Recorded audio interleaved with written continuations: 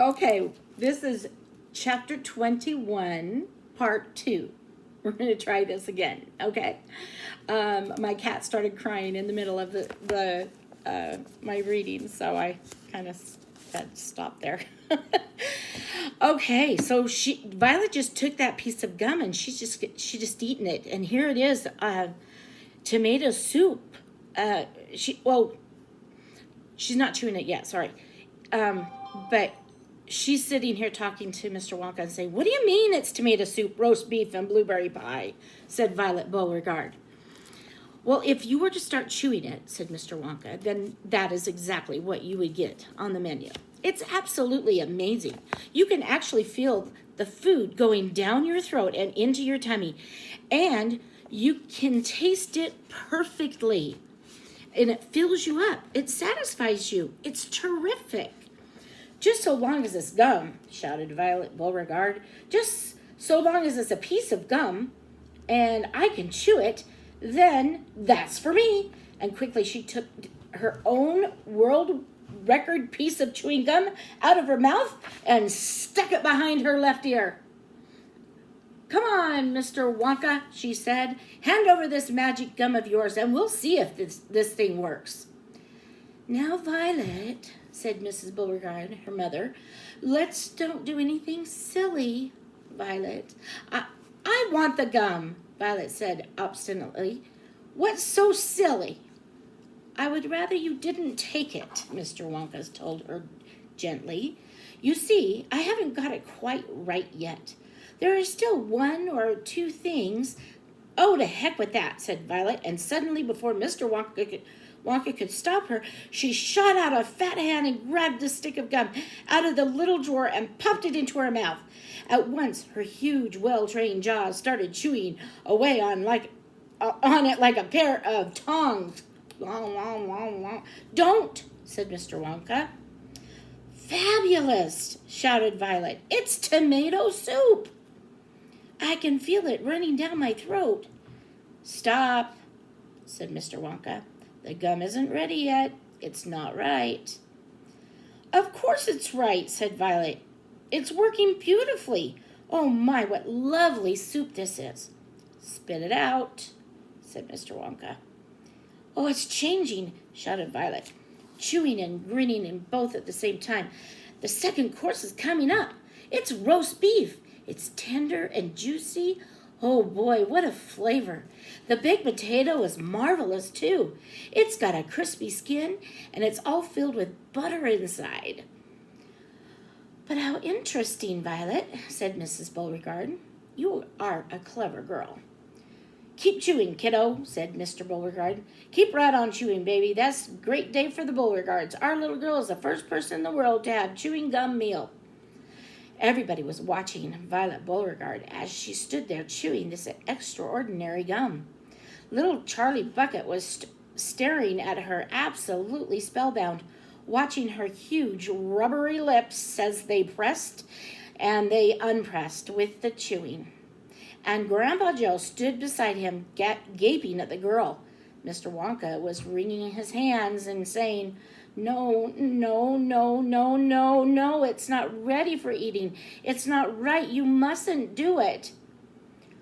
"Blueberry pie and cream," shouted Violet. "Here it comes. Oh my, it's perfect. It's beautiful. It's exactly as though I'm swallowing it. It's as though I'm chewing and swallowing great big spoonfuls of the most marvelous blueberry pie in the world."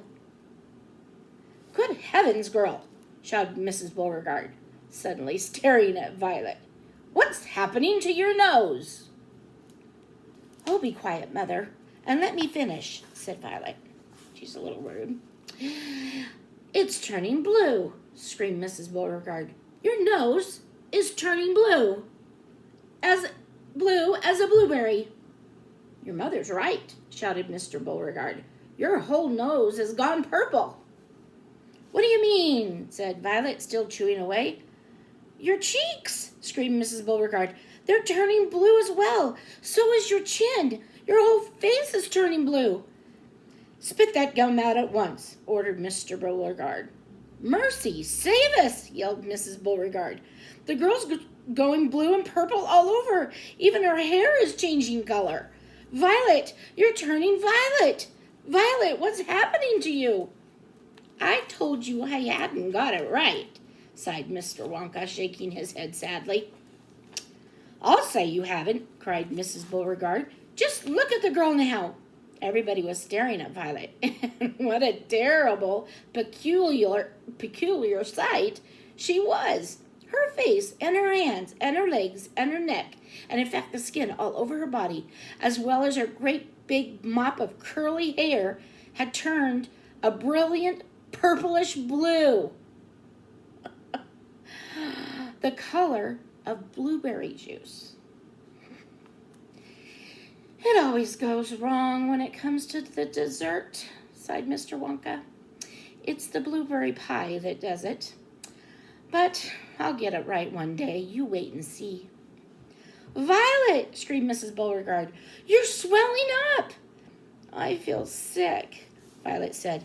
You're swelling up? Screamed Mrs. Beauregard again. I feel most peculiar, gasped Violet. I'm not surprised, said Mr. Beauregard. Great heavens, girl, screeched Mrs. Beauregard. You're blowing up like a balloon. Like a blueberry, said Mr. Wonka. Call the doctor, shouted Mr. Beauregard.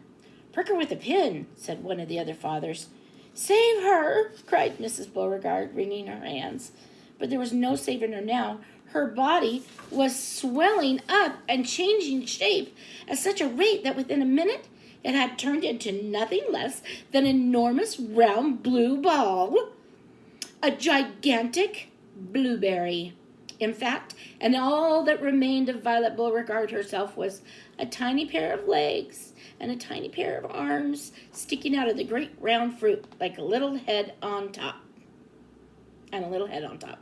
I'll show you the picture. It's kind of funny. Look at that.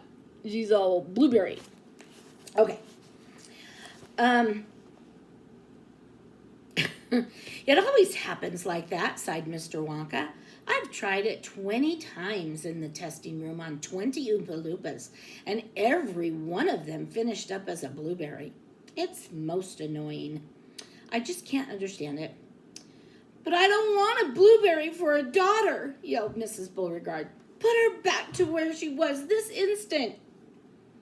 Mr. Wonka clicked his fingers, and 10 Oompa Loompas appeared immediately at his side. Roll Miss Beauregard into the boat, he said to them, and take her along to the juicing room at once. The juicing room? Cried Mrs. Beauregard.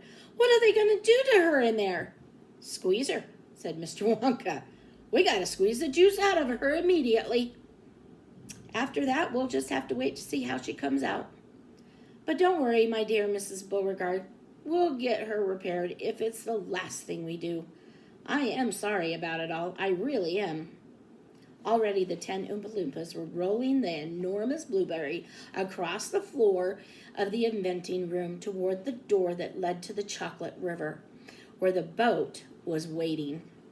Mr. and Mrs. Beauregard hurried after them, and the rest of the party, including little Charlie Bucket and Grandpa Joe, stood absolutely still and watched them go. Listen, whispered Charlie. Listen, Grandpa.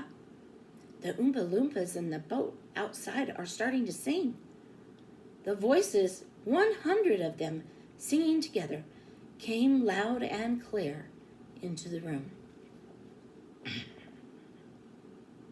Dear friends, we surely all agree there's almost nothing worse to see than some repulsive little bum who's always chewing gum. It's very near as bad as those who sit around and pick their nose. So please believe us when we say that chewing gum will never pay. This sticky habit's bound to send the chewer to a sticky end.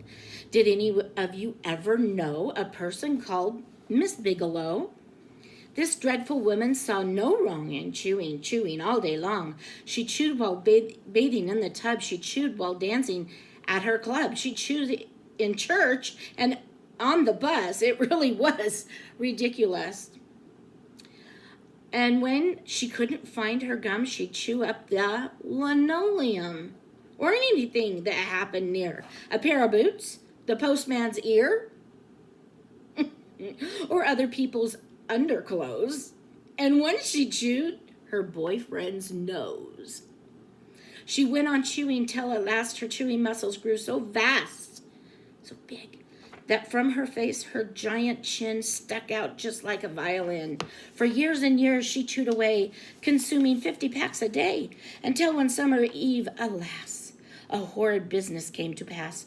Miss Bigelow went late to bed. For half an hour she lay and read, chewing and chewing all the while like some great clockwork crocodile. At last she put her gum away upon a special little tray and settled back and went to sleep. She managed this by counting sheep.